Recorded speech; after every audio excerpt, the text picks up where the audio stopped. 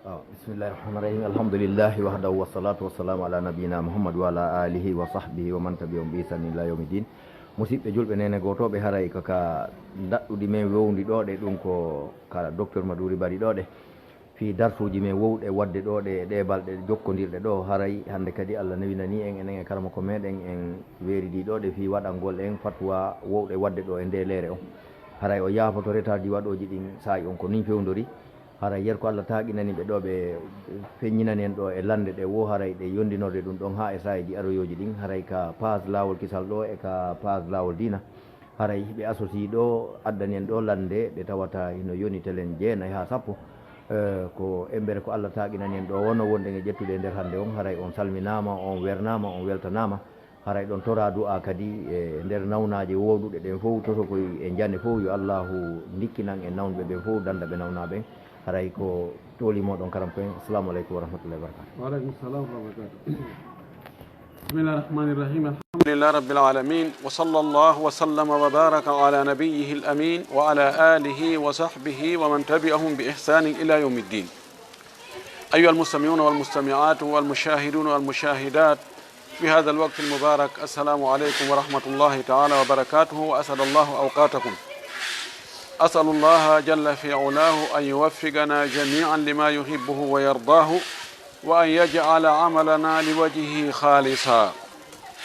يتي الله سبحانه وتعالى تدل ماوندو تو دو سيني دو هاندو دو يتede iden toro yo juulo en laado men Mouhammad sallallahu alayhi wa sallam no laado men sabu yurmede yo juule sahaba ben fof o juula e hoore kala jokkuɗo dina kaɓe jokkuno kon Allah taw hara kantina jokkuɗen allahumma amin. Musidɓe julɓe tedduɓe wonɓe seedade e wonɓe heɗade haray on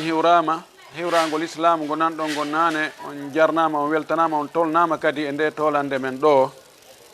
tolanɗe ɗe ettotoɗen fi jabagol lande ko hewti en ɗo ko ber ko andutuɗen kon in tori Allah yo Allah hawrin en e ko yiɗi o yarli kon e konguɗi e kuuɗe yo hawtu en ka aljanna ɓurɗo towde haray فإلى الأسئلة. السؤال الأول مفاده أحب رجل امرأة متدينة فقالت الحب ثلاثة أنواع لله وللزواج وللصفاه أيها تريد؟ قال الزواج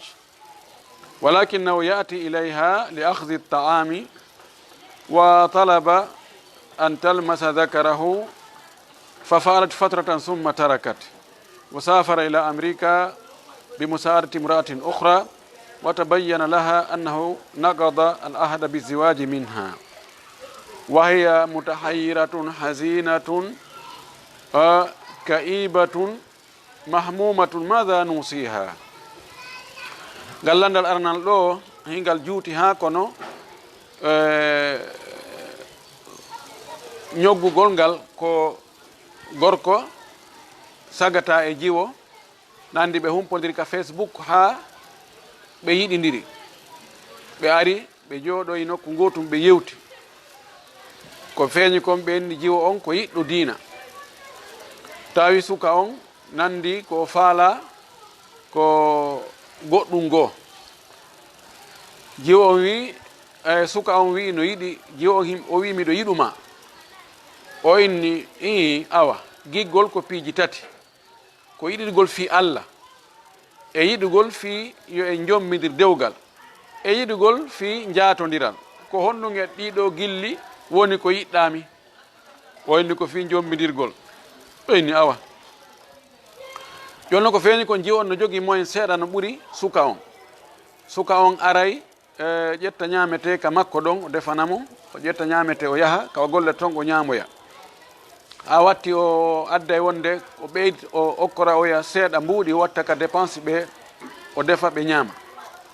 yeehi ha e wowtudal ngal ko ɓe jottoɓe yewta kon o ɗaɓɓirimo kanko gorko o ɗaɓɓiri jiwo on yo mowlanmo tuuba makko mban ha o versa ndiyam makko ɗan yalta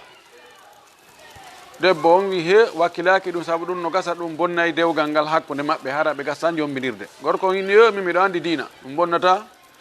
ko si tawi en hewtoyi ka hattoyi ton ko so tawi ɓe waɗi zina on tigi tigi ko ɗum hatta dewgal hakkude maɓɓe sella. Amma mawlondirgol ɗon ɗum ɗon fof nafus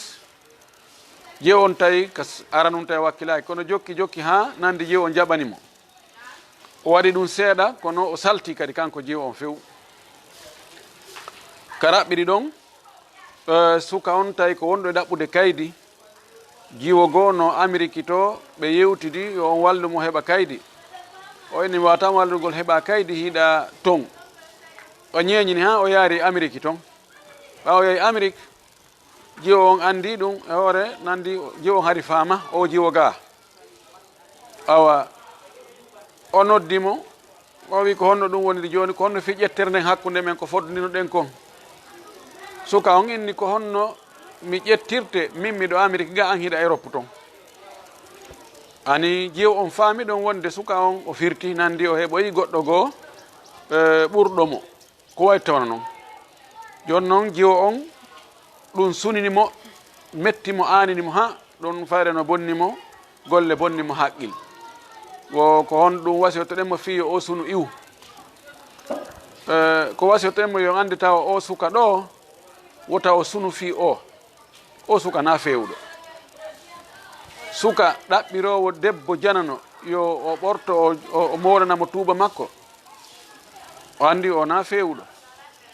sa yi ɓe waɗali zina si tawi kono ɓe sifori ɗo ni sa yi ɓe waɗali zina on ko tawde debbo on jaɓali hara debbo on no wawnowo suka on hara na ɗon ɓe fewndi donc o hani sunade ko si tawi no hara ko gorko moƴƴo hulayɗo Allah tinniɗo e diina rentiɗo hiwiɗo howiɗo ko on fuutimo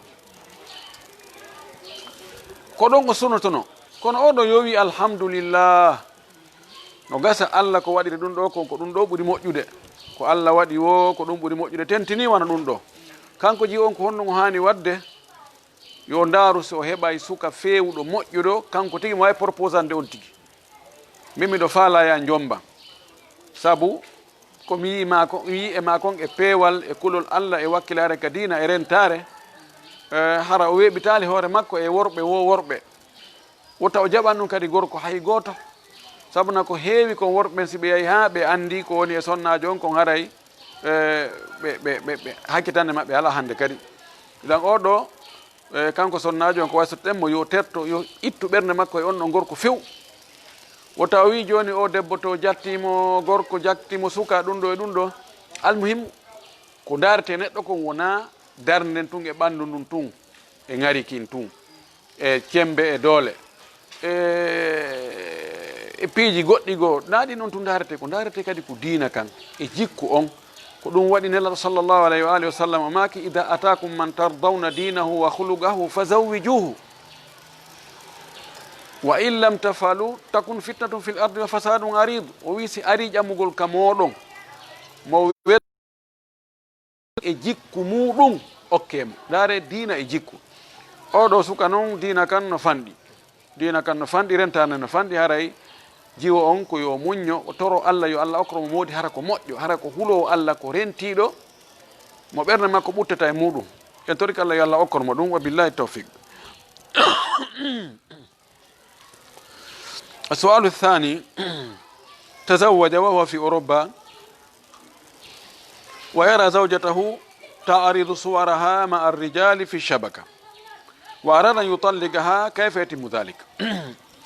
o fayin ɗo ko probléme fi dewle tun tentini tawa koɗol ngol no to danden no to debbo on no Afrique gorko on no Europe ɓe jombidiri gorko wonɗo Europe jombi jiwo wonɗo Afrique ga ɓe yiidal taw kono o watti yiide ɓeygu makko e ka Facebook no wondi e sukaɓe tirode e sukaɓe photoji ɗi gorko yiɗa yiide ɓeygu muɗum no tiroda e sukaɓe janamɓe sifa mum mettimo ha o haɗi debbo on kono debbo on ko feeñi kon wo debbo on accali wo ha joni ko o miiji ko accitugol debbo on ko honno ɗum timmirta e hoore ɓe yiidali taw tama ɗum no wawi timmude si tawi woni o andi debbo on ko noon wayi o andi si tawi o wakkilike tirodugol e worɓe janamɓe bugo ɗum ka weeyo ka Facebook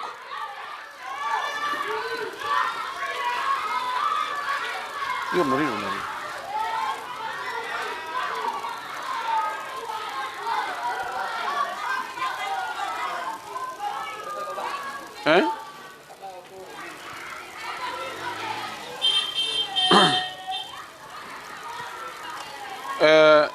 o wakkilike tirodugol e worɓe janamɓe bugo ɗum ka Facebook o gandi si on ɗon o weddodi kanko tun e gorko jana e nder chambre haray no hulɓini moƴƴi ɗo noon accutugol mo ngol no anda taw sonnajo si mo wondi e ƴiƴam fiilayeru o accitetake fewno ɗon Abdoullah bin Oumar yo andi o accutino sonnajo makko on tawi sonnajo makko no wondi e ƴiƴam règle ji makko ɗin nelaɗo makani ben makko Oumar yamirmo yo artirmo taw ha o laaɓa o fiilo o laaɓa simo faala o jogri simo faala o accita yo eto anda wonde sonnajo on fewno ɗon himo juulude no ɓe wirata no mana himo laaɓi o accitamo ɗum wona yani o fota e fankude ɗon tun hayso accitetamo kono yo hulɓinirmo accutugol so andi ɓeygu makko no jokki piiji bonɗi o fanki ɗon haray ɗum no hulɓini ko ɗum woni addayasa addayusu la yadkhulul jannata yo allahu dandu en ɗum ɗo haray ko ɗum technique on fof fi accutugol ko yo ndaaru ɗum ko islam on inni sunna accutugol ngol ko yontigi andu sonnajo on taw fewno ɗon o wonda ƴiƴam o accitamo gootal hara o jokkintinnalimo kadi accitande goo e nder edda on ko ɗum woni at-talaqu as-sunni wa billahi tawfiq. السؤال الثالث زوج لا يشبع زوجته جماعا وطلب الدواء لكن بدون جدوى ماذا يفعل؟ هل يطلقها أو يمسكها؟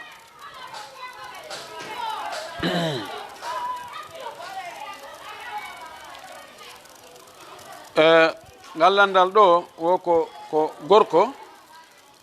o kono o wawata yonnande ɓeygu makko ka baldi o hunnanamo o wawatamo huntande haaju on ha timma tis o wakkiloto o etoto kono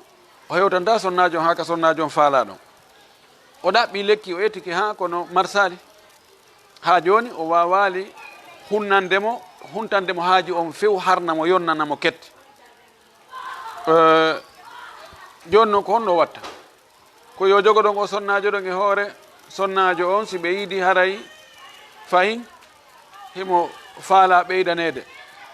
ka yo accutu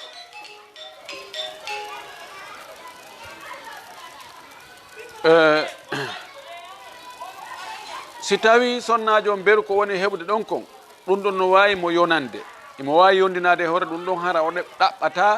ɗaɓɓita worɓe janamɓe few haray sonnajo on o wakkilike wongol ɗon yo joguitomo si sonnajo on innimo ha beru ko mon heɓde juuɗe ma ko gaynantalan ɗum ɗo ko be mi heɓa ko ɓeydi ɗo si a wawata ɓeydande lan ɗo de haray mi yondinotako e hoore ɗum ɗo si hewti ɗon haray ko yo accutu ko waɗi so joggike mo ɗon si tawi sonnajo on si o hulali Allah faale foloyimo o waɗa zina so waɗoy zina haray kanko gorko on mo jeeya e woɓɓe sabu farlandal no woodi argal waytaygal noon kadi fayin o inni o kon si tawi yo huntiranmo haaju on e alhaali goo kono on alhaali ɗon ɓe wowlali ko alhaali honɗum yalli ko junngo makko ngon ka ko piihoy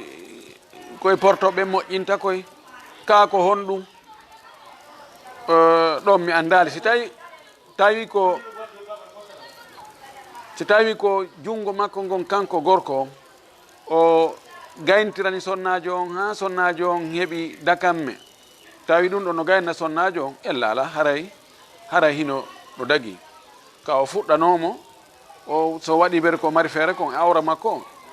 tawi sonnajo on ha to jini e juuɗe mawdi mum ɗen fi yo timmintinno ɗum wawi yondinode mo wawi wadde juuɗe makko ɗen o timmintinnanamo amma masalan o waɗoygol ɗi awraji moƴƴinaɗi ma piiji goɗɗi goo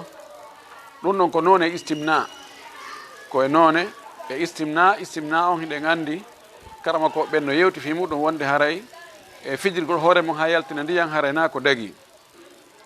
sina hara ko modi makko do hara ko modi makko woni e waɗande wonɗo na kanko woni waɗande hoore makko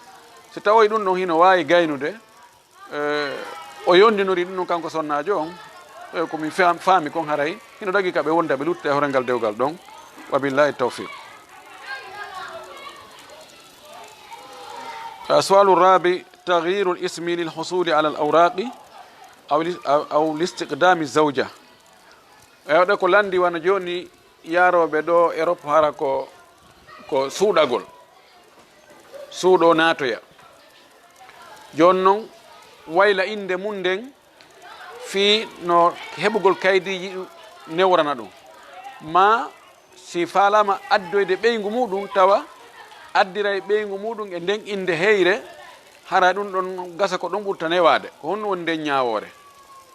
ɗo ko landoto ɗen waylugol inde nden ko waylugol inde julɗo watta inde julɗo ka ko waylugol inde makko kadi woni julɗo watta inde chrétien inde andiraɗe ko inde heferɓe ka ko waɗugol inde nde tawata julɓe andiraka heferɓe andiraka no waɗi inɗe goo yani ɓay lasili on al aslu fil asma alla tuallala ka lasili inde ɗe nawiɗe fire inde ko ɗaɓɓa koyo andu senditi hakkude kaari e kaari masalan wana wigol julde wana wigol tuppe wana wigol ɗin sifa ɗum ɗon ko inde wiya nawde ko julɓe ɓen ɗum ɗon ko inde andade e julɓe ko ɗum ɗon ko julɗo tun initirte ma ko na chrétien anda ko chrétien tun initirte ɗum noon kono si tawi innama joni Mouhammad Ali Fatima Zeynab Khadija ɗen inde ɗe anda ɗen ɗo anda ko julɓe tun innirta ɗen ɗon si innama Jean innama Père innama Léopold wano sifa ɗin ɗen ɗon inde no anda ɗum ɗon kadi ko heferɓen tun ɗen ɗon ko heferɓen innirtata ɗen ɗon jam sandugol inde muɗum wiye ko woni Mouhammad ma Ali ma Omar ma Ousmane ma Abdourahmane change inna ko joni min ko Jean mi innete ma ko Père mi innete ma ko Paul ɗon ɗon dagaki few ko waɗi ko nandintinnagol e heferɓe ɓen ɗo ɓe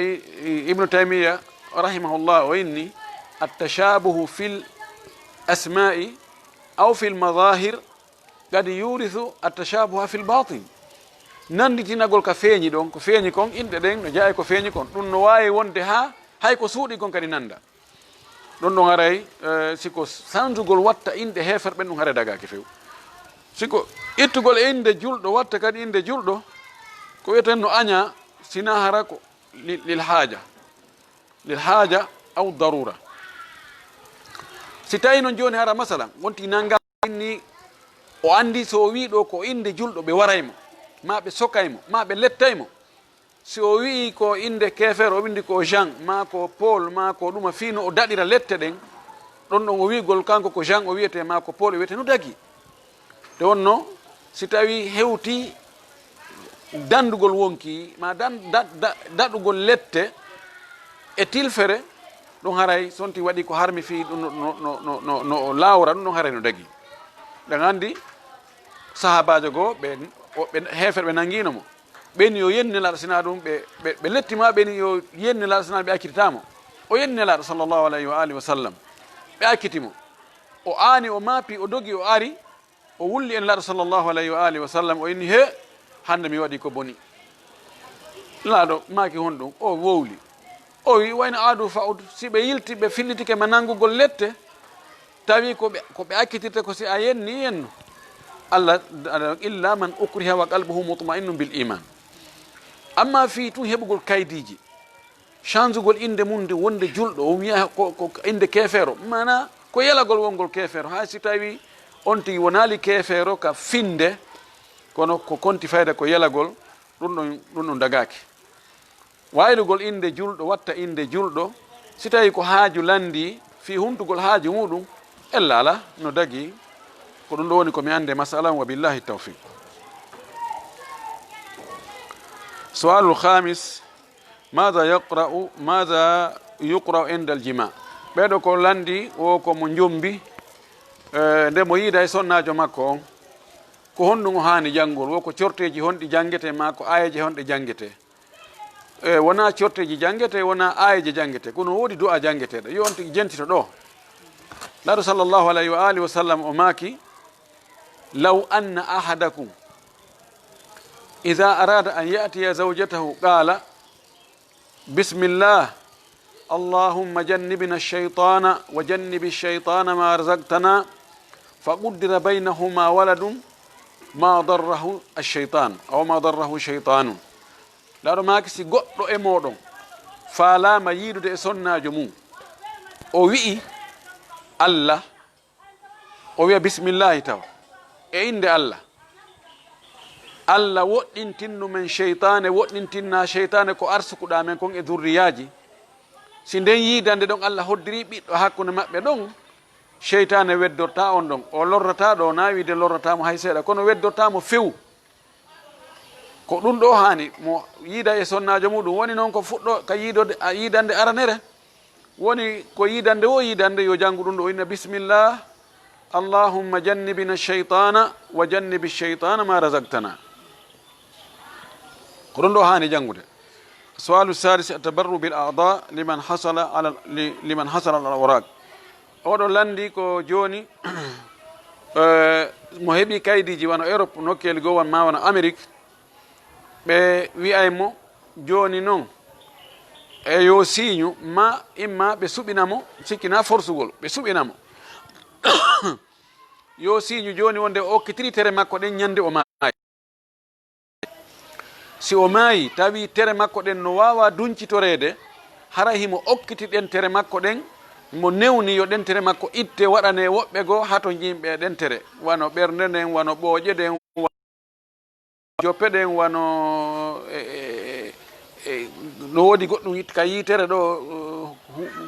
ɗuma pi ko ɓiyete kon adasatul ayn ampoule yitere nden mana kala ko tawata no wawa hutorede itte on tigui wattane goɗɗo goo o wiya himo okki o signa ɗum ɓe komi andi kon ɓe forçata on tigui ɓenne ko be waɗa ɗum kono fayde ɓe forciri e alhaali signuɗo ɗum ɗon newendeji ko heɓata kon e piiji ko tawata kala ko nanggani haray no si ɓe daari no ɓe tawimo signi ɗum haray no newi emo signa ɗum na gotum mana ɓe força kono heɓe rerɗini fayda heɓe forciri autrement madama wona doole na forcé dagaki ka on tigui signa okkitira tere makko ko waɗi tere ɗen na on tigui jeeyi ɗon ɗo almajamiul fiqhiya hiɓe waɗi bahsu o masala ɗo karamo koɓe fiqhu ɓen kaɓe tumbidira toon hiɓe ɗaɓɓiti masala o moƴƴi ɓeni attabarru bil aada ñaawo muɗum woni on tigui no wuuri woni ko ɓaawon tigui maayi no fottana wonde okkitirgo ƴiiƴan no dagi ko waɗi ƴiiƴan ɗan a iway tun goɗɗan arta kala ko tawata si ittama goɗɗum lontoto arta e kisan wilitay no dagi amma ko tawata si ittama ɗum no wilita hande kadi e wurɗo on dagaki ka o itta ɗum ɗon o jonna goɗɗo goo masalan wono ɓooƴe ɓeyne joni ɓooƴere wotere no wawi gollude joni wigol okkitira e ɓooƴere mum ndeya ma yeeyayde acca wotere ko Allah waɗi ɗiɗi kon o hikma no nder toon ɗum ɗon haare dagaki waɗi tere ɗen na on tigui jeyɗe tere ɗen ko on tigui halfinare ko Allah jeeyi ko noon si wigol woni himo wuuri o woni wigol joni simi o maayi yo ƴette dagaki kono si o maayi tawi fewndo ɗum no woodi wurɗo hato jinɗo e teral ngal o mari tawi ngal no wawi ittede e makko ka o maayi ɗon waɗane on wurɗo ɗon hato jinɗo e teral ngal si tawi siɓɓe makko kanko mayɗo on ɓe newni haray sharia on no newni yo ngal teral ɗon yo ngal itte ngal waɗane oɗa o andi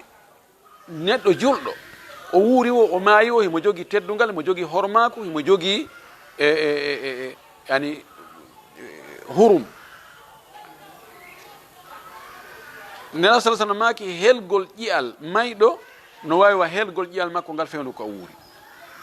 haray sayi ɗum adagoto ko darura ɓay haray ad darura qa'ima joni oɗa hino hatto ñini e teral ngal no gaso heɓani ngal o maayay hayatuhu mutaalligatun tagriban bil husuli ala hadha al udwi ɗo haray ino wawi no newna kono yo okkitir tawa haaju yanali ɗum ɗon haray dagatako ko ɗum ɗo fuka ha yimɓe waɗi bahsu masala o moƴƴi en ɓeydoyamo yewtude feññina kadi e jonde go hara no ɓurini yaajude wa billahi tawfiq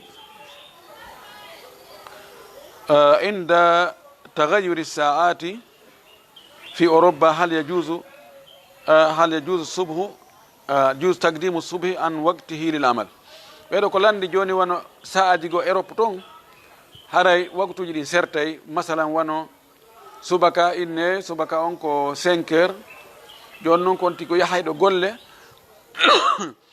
subaka on tawyamo ka golle e misal wono gasa noon haray toon newata ko ka o juula toon ka o gollata toon est ce que no sella ka o juulata ho ka suudu ado subaka on yonde so yahoy subaka on yoni toon o naati ka golle o golla o continue golle ɗen hasa la yajus daggatako la yajuzu ada'u salati qabla waqtiha aw as-salatu qabla waqtiha daggatako juulugol julde nden ko adi waktu mayre on inna salata kanat ala al-mu'mina kitaban mawquta julde nden no farle hoto julɓe no wagontina kadi sina waktuji hawteteɗi aljamu bayna as-salatayn imma lis-safar aw an yakuna fi arafa aw muzdalifa aw bi adarin ma'rufa mashhura si tawi joni ko hawtu ko hakkude fana alansara ma hakkude futuro e geeƴe jamu taqdim si tawi ko no sella ka pooɗa waktu ɗimmo on addama juula enani julde ɗimmere nden juulande fewdo waktu aranere nden inen joni fana alansara juula ɗum fewdo fana futuro e geeƴe juula ɗum fewdo futuro ɗo a juuli geeƴe ɗen ado waktu majje a juuli e alansara on ado waktu makko kono ko ɓay hawtimo e oɗa waktu ɗum ɗo no dagi kono amma subaka juulatake ado waktu mum so kadi fana e alansara sellataka juulade ado fana hewtude matala wiyen 12 heures meɗen ɗo sellataka wiya juula ɗum fana alansara maɗum ado nangue mutta wiya juula ɗum futuro e geeƴe sellata ɗum ɗo haray si tawi ko noon wayi ko be on tigi rewa ka reweteɗon fuu o juuloya subaka on ka golle makko beru wono newre hayso ka hurgo joye o juuli kono be o juula fewdo e waktu on fewdo makko on si tawi ɗum newaki ɗen golle ɗen koye akkitude few o yawa ɗaɓɓa golle goɗɗe goo wabillahi tawfiq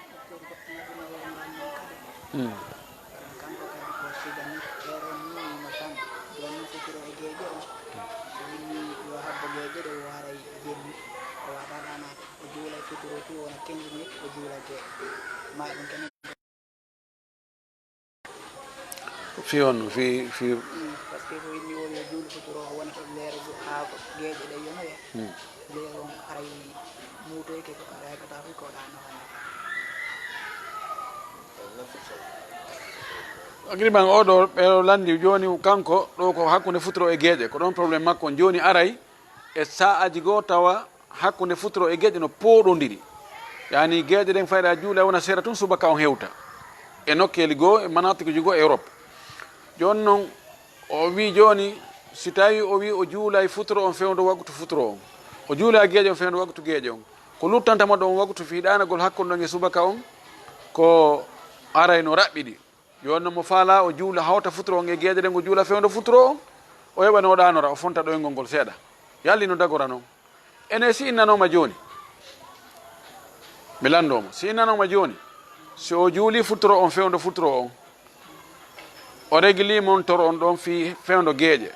o ɗaniki hakkude futuro on e geeƴe ɗen fewdo waktu geeƴe ɗen montor on soni o yimmi ko o juuli geeƴe ɗen fewdo majje o walti kadi o ɗanike kala ka o waɗi ɗum ñande o waɗi ɗum wo ñande o waɗi ɗen o heɓa 200 euros kono noon o wiyani o mi wakkilaki ɗo ko o watta yo juulu futuro on fewdo futuro on o régila téléphone makko on o seta téléphone makko on fewdo geeƴe o ɗano ɗon ha fewdo geeƴe ɗen o yimo ene geeƴe ɗen waktu mum no juuti mo wawi joni nennugol geeƴe ɗen si innama joni wiyen ko e 21 heures woni geeƴe ɗen tawi wiyen ko 23 heures woni e waktu geeƴe ɗen simo faala mo wawi accude ha 0 heure yo juulu futuro on o régila ɗon téléphone makko on ha e 0 heure si téléphone on soni o yimmo o salligo o juula gueƴe ɗen heno newna nennugol gueƴe ɗen ha ka feccere jemma ɗum ɗon no ɓuuri wigol o juula e gueƴe ɗen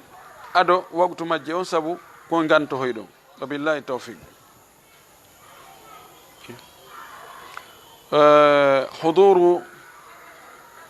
حضور حفلات الميلاد عند من استضافه سابقا وعمل هذه الحفلات oɗo ko landi ko woɓɓe no wernunomo ton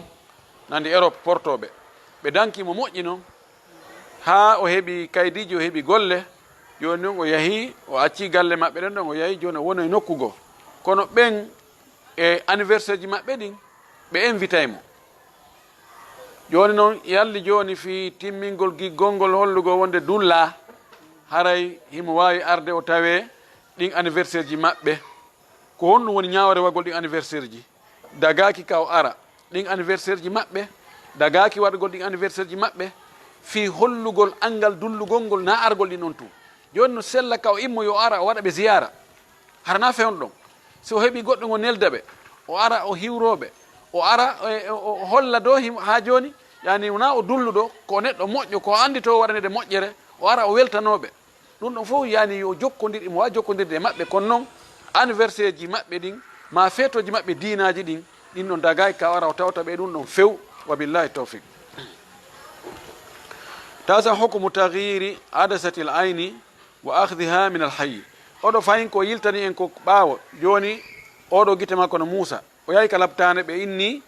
no woodi ka yitere ton ko ittete ittoye e yitere goɗɗo goo o wattane ɗo ɓeyna adasatul ayn yani ampoule hun yitere nden ma ɗum koɓalum no hoore ɗo